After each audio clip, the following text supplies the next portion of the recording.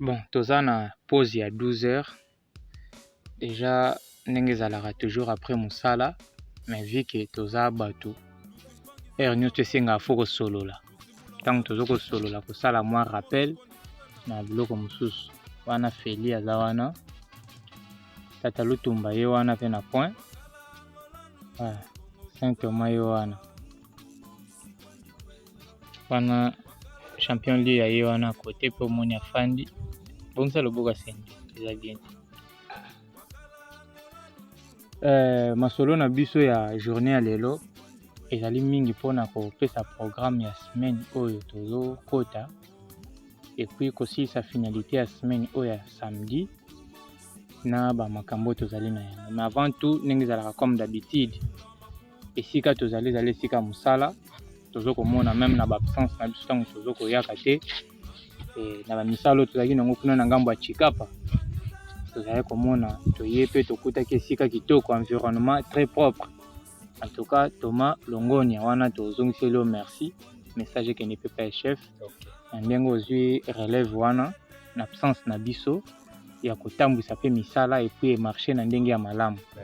Et puis na équipe malgré ba difficulté ezangaka te na esika bato bazali kotala ke non toyokameli tosaleli oyo ezalaki comme programme, environnement propre, misala nyonso ndenge yango esengeli etamboli na ndenge ya bien. Équipe pe biso bato zali kote na ndeko Papa Lutumba na nani Feli. Félicitations pe encore une dernière fois na bino pe lokola biso nyonso tu oyo ezali très important, ezali kaka koyeba kofanda na société, koyeba koyoka musala elobi nini. Que veut dire musala? Musala ezali un papa papi mayala yende musala, yende leader, yende soka apesi programme ke toza na posa ya boye biso tokoyoka eyande ti biso bato sambela na kimbangisi batunaka biso nkamba lobi nini, o nkamba lobi boye eza ndenge mo tozoloba ntemo elobi nini, ferme papi mayala elobi nini. Programme ezali tokosala boye tokozonga boye tokosala boye tozokosala rappel. Papa Lutumba ye nano okokisi 3 semaines te j'espère tozokoshite na 1 mois déjà, mais tozokosala rappel ya mibeko esika tozali eza na baloi ezali na esika oyo ngana koloba ndambu bandeko pe toza na bango bakoloba ndambu parce que biso nyonso tozala toyebi mibeko.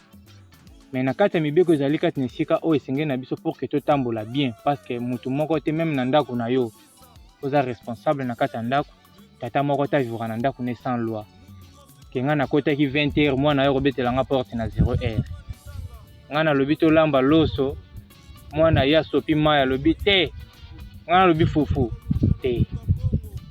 Papa chef ya ndako, papa nde mutu adesidaka, papa nde mutu asalaka boye, papa nde mutu akomisaka. Donc nyonso ezali na pouvoir ya tata.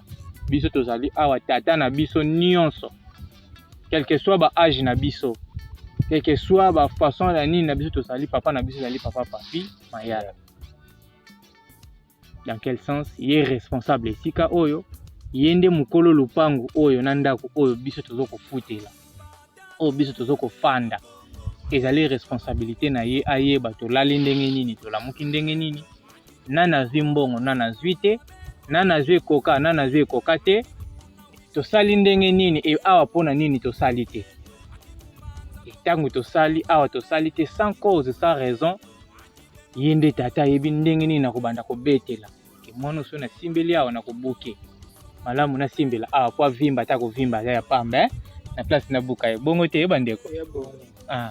Donc ezalaki mo introduction esika ezali na mibeko ndenge nalobaki nga na koloba ndambu bandeko pe bakoloba ndambu. Papa Thomas tangela ngai de mibeko ya ferme oyo yebi na esika oyo ezali interdit mutu akokosala te, mibeko mibale kaka. Premier mobeko ezali kotia ba drogue te na kati ya ferme awa. Kotia ba drogue te, komela kwiti te na kati ya ferme. Kwiti bamelaka yango te. Komela biloko za te ke ekomiso kwiti na kati ya ferme. Wana bomiseli.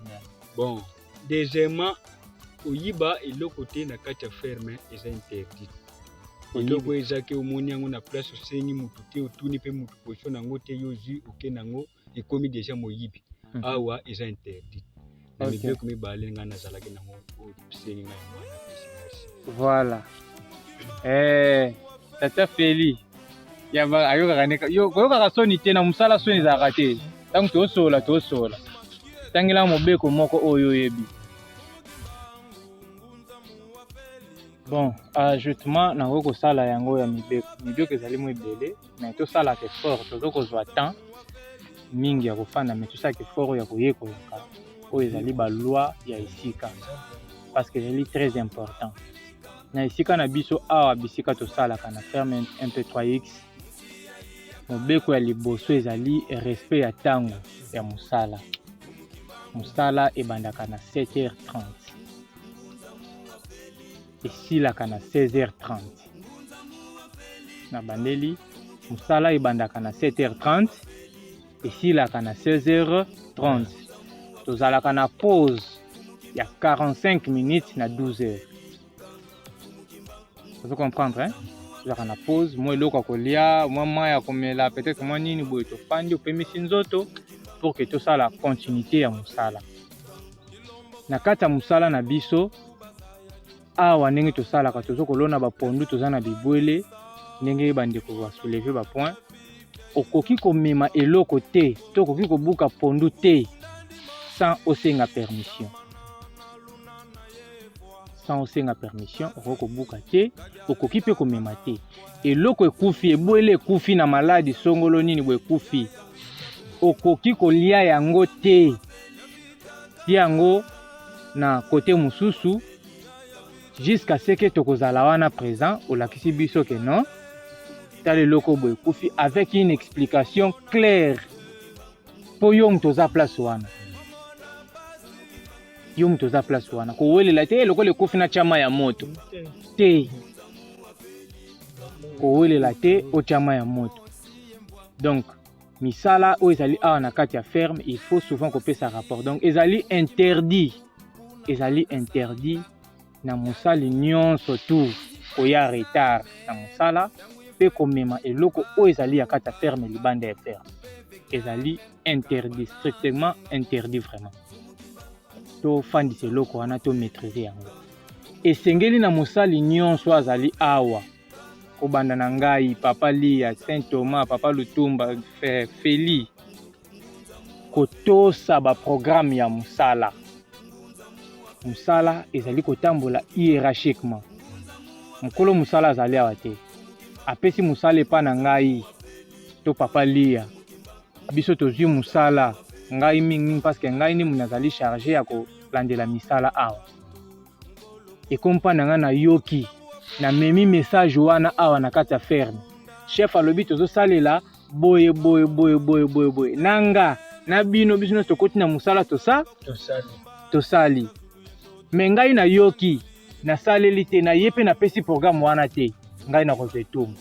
Nga petangu na ye na pesi programme moko na biso awa sali refi akozwilango etumba. Et eza interdit kokosela muninga likambu oyo asali te. Awa nisika. Pour éviter tozalande na collaboration ya malamu. Vous comprenez, hein? Po soki collaboration ezali te yango mutu etindaka batu intela loba n'importe quoi.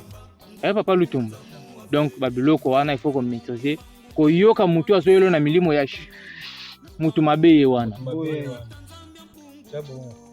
Mutu alobaka solo ezali mutu alobaka na présence ya mutu. Olobi likambala moko et salami na lolenge yango ezali. Donc misala awa ezali interdit kokosa makambo. Kokosa pe musala songolo chef ayebi ke musala bo photo sala ngo biso te lobi to sala ki, mais en réalité eza bongo te. Nanu salami te, eza interdit. Ezali interdit na kati esika. Et ezali na ba mandu ezali ke il faut kosenga soko sali bo bakokata yo autant. Soki okimi musala sans cause. Okimi musala sans cause. En tout cas mandi nango ezali ya $5. Okata yo. Okoseli muninga makampo na musala moko bo oyo ngabo sawa tata mandi nango ezali na $10. Eza na biloko mususu pe ba mandi nango ezali écrit. mais osali gafe yokani pa na ye moko décision ya kozwa biso mutu mwalongola ngo eza lokola nzete elonani pembeni na mai ata na tanga mbula ata na elanga ebotaka makasa vert mutu moko peta koya boye nzete oyo na moi ekobota te po elonami nango pembeni na mai donc ebotaka bongo ozo comprendre